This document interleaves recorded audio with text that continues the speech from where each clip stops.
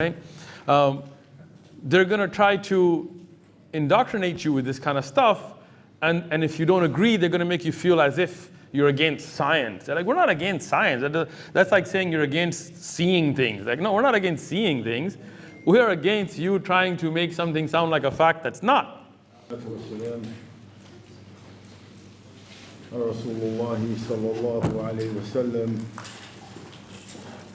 welcome you, brothers, to this short lecture organized by the CMA, Catholic Muslim Association. The man sitting to the left of me doesn't really need any introduction, so inshallah I hope I can do it justice. This is Sheikh Uthman Ibn Farooq. He's well known in the Dawah sphere around the world for his Dawah efforts, especially in the USA. We welcome him to our community center for this evening's lecture. The Sheikh has a master's in Hadith obtained in Pakistan.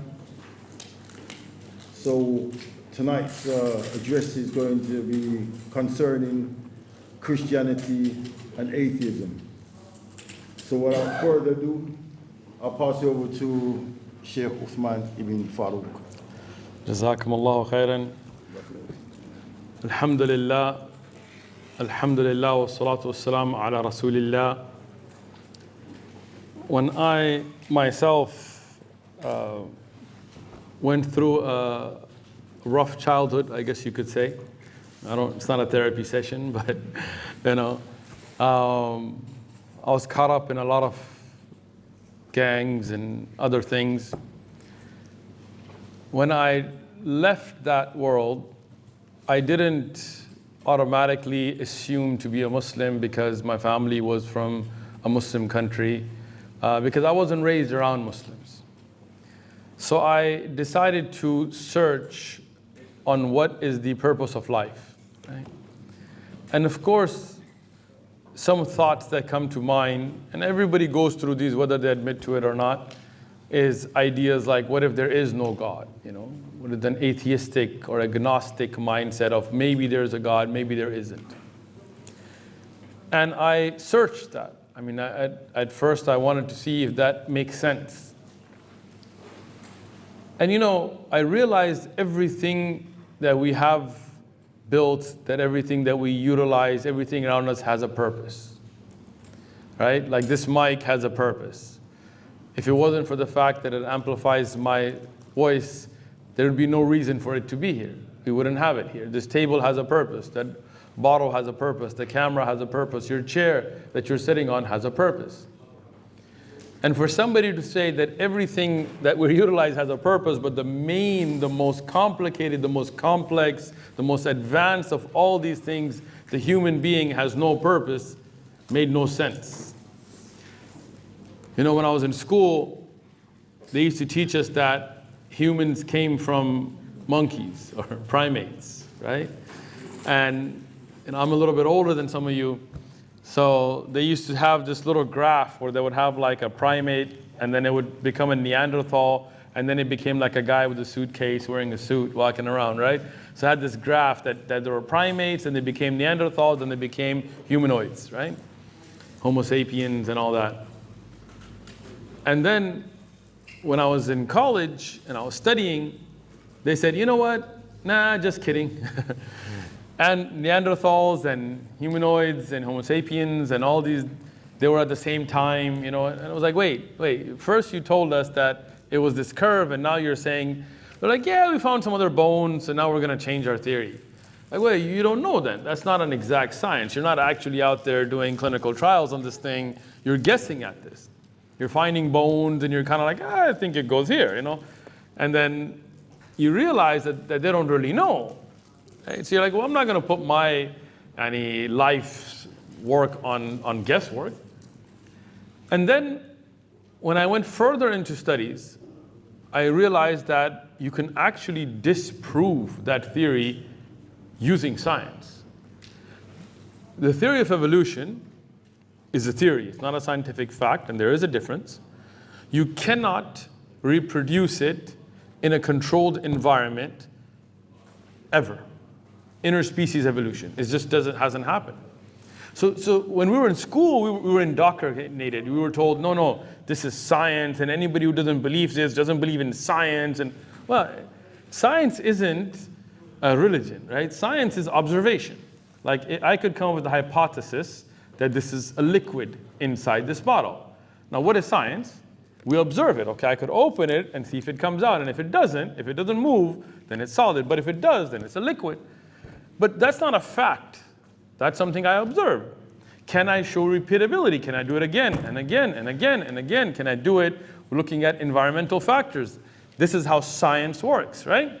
So when you say humans came from a primate, can you prove that? Can you take a primate in a controlled environment and let him become a human? No. That has never been done, cannot be done. So again, that means it's just a theory. It's a hypothesis. I could say humans came from monkeys. I could say humans came from birds.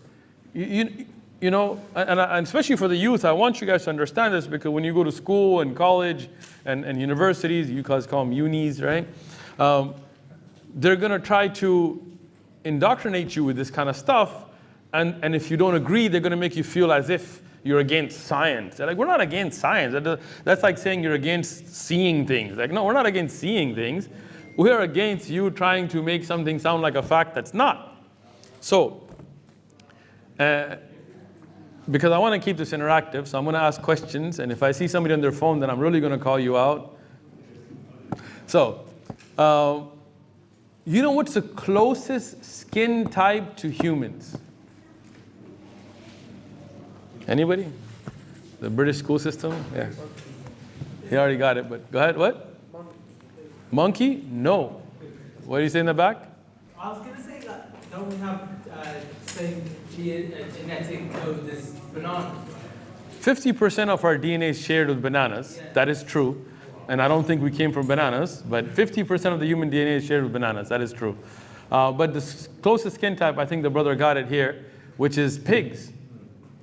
You know, I work in the med device industry. When we want to do testing of a medical device that's going to be working on the human skin, before we do human trials, we do pigs.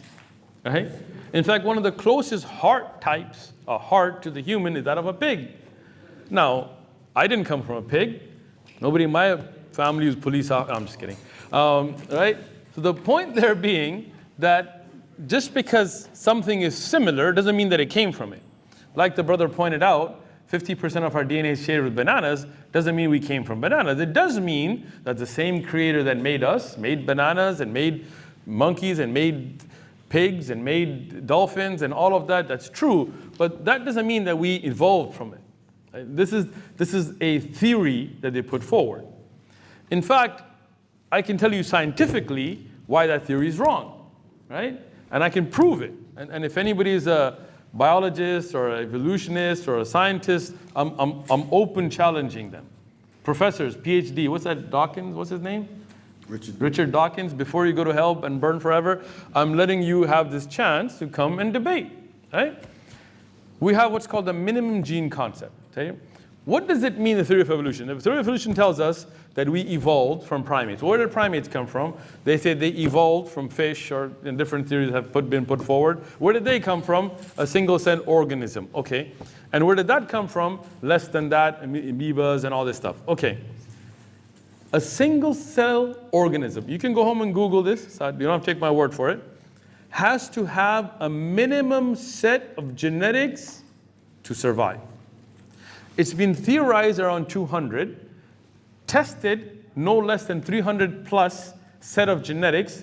Without it, even a single cell organism will collapse. So if the theory of evolution was true, that would mean that you would have to have less genetics than 300 plus for it to have evolved. But that couldn't, because less than it, even the simplest single cell organism would collapse. So that means it could not have evolved. It had to have been created with that minimum set in place for it to survive. Destroys the theory of evolution.